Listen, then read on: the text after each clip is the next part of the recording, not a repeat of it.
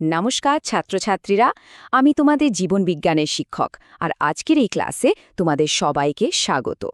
আজ আমরা আমাদের শরীরের ভেতরে লুকিয়ে থাকা এক আশ্চর্য অধিনায়কের গল্প শুনব। কে সে আর কিভাবে সে প্রায় একা হাতে আমাদের পুরো শরীরকে চালাচ্ছে?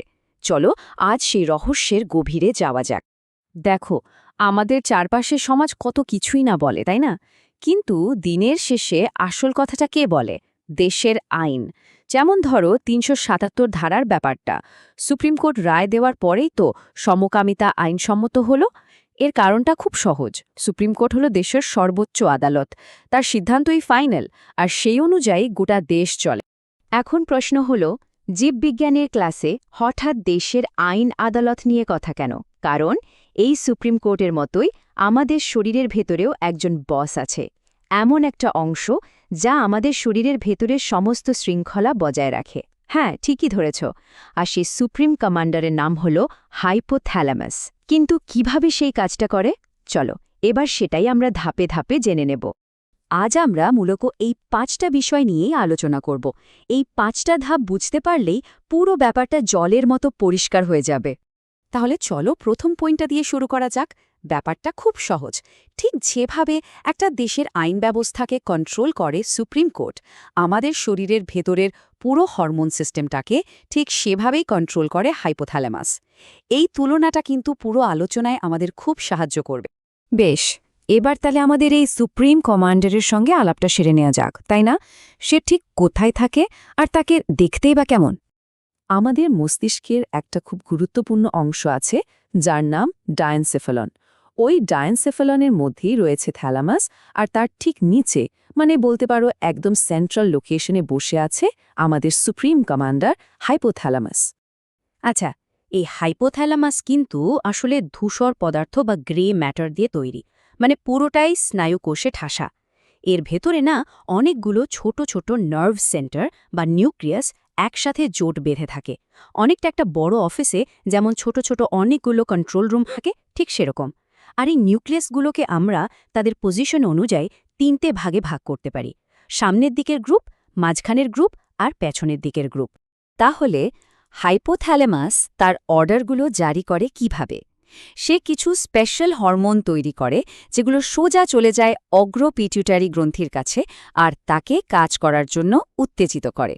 এই হরমোনগুলোকেই আমরা বলি রিলিজিং হরমোন, মানে এরা হরমোন রিলিজ করার অর্ডার দেয়। তাহলে রিলিজিং হরমোনের সংজ্ঞাটা কি দাঁড়ালো? এগুলো হলো সেই সব কেমিক্যাল মেসেঞ্জার যারা হাইপোথ্যালামাস থেকে তৈরি হয়ে অগ্র পিটুইটারিতে আসে, আর তাকে বলে, চলো এবার তোমার কাজ শুরু করো, এই হরমোনগুলো ক্ষরণ করতে শুরু করো। মানে এরা হলো গিয়ে স্টার্ট বাটন। এই ছকটা একটু ভালো করে দেখো তো, কি দারুণ একটা সিস্টেম!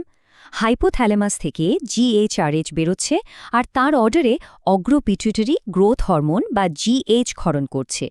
আবার যখন সিআরএইচ আসছে তখন এসিটিএইচ বেরোচ্ছে। একইভাবে টিআরএইচ এর অর্ডারে টিএসএইচ, পিআরএইচ এর অর্ডারে প্রোল্যাকটিন আর জিএনআরএইচ এর অর্ডারে গোনাডোট্রোপিক হরমোন বেরোচ্ছে। ভাবো, প্রত্যেকটা কাজের জন্য আলাদা আলাদা অর্ডার। কি অসাধারণ একটা ব্যবস্থা, তাই না? হাইপোথ্যালামাস কিন্তু শুধু কাজ শুরু করার অর্ডারই দেয় না, মাঝে মাঝে তার ভেটো পাওয়ারও ব্যবহার করে। মানে দরকার পড়লে সে পেটুইটারি গ্রন্থিকে বলতে পারে, ব্যাস এবার থামো, আর কিছু হরমোন ক্ষরণে বাধা দিতে পারে। ব্যাপারটা তাহলে খুব সোজা, তাই না? রিলিজিং হরমোনগুলো হলো ট্রাফিক সিগন্যালের সবুজ বাতির মতো, যারা হরমোন ক্ষরণ শুরু করতে বলে, আর ইনহিবিটিং হরমোনগুলো হলো লাল বাতির মতো, যারা ক্ষরণ বন্ধ করার নির্দেশ দেয়। স্টার্ট আর স্টপ দুটো বটনই কিন্তু হাইপোথ্যালামাসের হাতে। দুটো খুব গুরুত্বপূর্ণ ইনহিবিটিং হরমোনের উদাহরণ দেখে নি চলো। একটা হলো জিএইচআইএইচ, যার আরেকটা নাম হলো সোমাটোস্ট্যাটিন।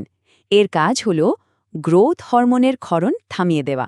আর দ্বিতীয়টা হলো পিআইএইচ, যেটা প্রোল্যাকটিন হরমোনকে বেরোতে বাধা দেয়। এতক্ষণ তো আমরা অগ্র পিটুইটারির কথা বললাম, কিন্তু হাইপোথ্যালামাস কিন্তু পশ্চাৎ পিটুইটারিকেও কন্ট্রোল করে। তবে এখানের পদ্ধতিটা একটু আলাদা, বেশ মজার। দেখো, এখানের ব্যাপারটা বেশ ইন্টারেস্টিং। ভ্যাসোপ্রেসিন আর অক্সিটোসিন, এই দুটো হরমোন কিন্তু হাইপোথ্যালামাসেই তৈরি হয়। তারপর স্নায়ুকোষের লম্বা অংশ মানে অ্যাক্সনের মধ্যে দিয়ে বাহিত হয়ে পশ্চাৎ পিটিউটারিতে এসে জমা হয়। তার মানে কি দাঁড়ালো? পশ্চাৎ পিটিউটারি নিজে কিন্তু কোনো হরমোন তৈরি করে না। ওটা আসলে একটা স্টোর হাউস বা গুদামের মতো কাজ করে, যেখানে হরমোনগুলো জমা থাকে আর দরকার মতো সাপ্লাই হয়। তাহলে চলো এবার পুরো ছবিটাকে এক জায়গায় করে দেখি। আমাদের শরীরের এই যে অন্তঃক্ষরাতন্ত্র, এর পুরো চেইন অফ কমান্ড বা আদেশের শৃঙ্খলাটা আসলে কেমন দেখতে। দেখো, একদম একটা বিচার ব্যবস্থার মতো না? সবার উপরে শীর্ষে বসে আছে হাইপোথ্যালামাস, আমাদের শরীরের সুপ্রিম কোর্ট। সে কন্ট্রোল করছে পিটুইটারি গ্রন্থিকে, যেটা হলো হাইকোর্টের মতো। আবার এই পিটুইটারি মানে হাইকোর্ট তার অধীনে থাকা বাকি সব গ্রন্থিগুলোকে কন্ট্রোল করছে, যেমন থাইরয়েড, অ্যাড্রিনাল, শুক্রাশয় বা ডিম্বাশয়। আমরা সবাই জানি যে পিটুইটারিকে বলা হয় প্রভু গ্রন্থি বা মাস্টার গ্ল্যান্ড। কিন্তু ভাবো তো, যে এই মাস্টার গ্ল্যান্ডকেও কন্ট্রোল করে, তাকে কি বলা উচিত? একদম ঠিক, তাকেই তো বলতে হবে প্রভু গ্রন্থির প্রভু বা master of the master gland. আর ঠিক এই কারণেই হাইপোথ্যালামাস হলো আমাদের শরীরের হরমোন জগতের আসল সুপ্রিম কমান্ডার। তাহলে আজ আমরা দেখলাম কিভাবে হাইপোথ্যালামাস তার রিলিজিং আর ইনহিবিটিং হরমোনের মাধ্যমে পিটুইটারিকে কন্ট্রোল করে, আর তার মধ্যে দিয়ে আমাদের পুরো শরীরের হরমোনাল ব্যালেন্স বা শৃঙ্খলা বজায় রাখে। এক কথায়, সেই আমাদের শরীরের আসল বস। আশা করি আজকের ক্লাসটা তোমরা সবাই খুব ভালো করে বুঝতে পেরেছ। মনোযোগ দিয়ে শোনার জন্য তোমাদের অনেক ধন্যবাদ।